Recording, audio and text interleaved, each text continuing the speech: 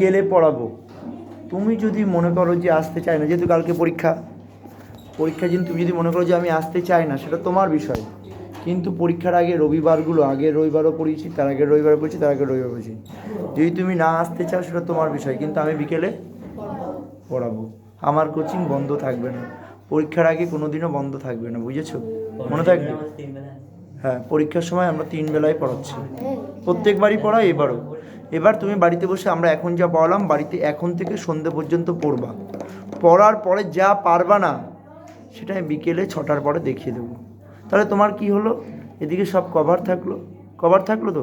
ওই সময় এসে তুমি পড়বা, আমার বাড়ি বসেই পড়বা, শুধু তুমি যেখানে যেখানে পারবে না সেটা করে দেবো। সেটা বিকেলে কী হবে, শুধু ব্যাকগ্রাউন্ড পার্ট। এখন তুমি বাড়ি গিয়ে পুরো বইটা আরেকবার পড়ার টাইম পাচ্ছ। আবার যা যা সমস্যা সেগুলো বলে দেবো, মনে থাকবে।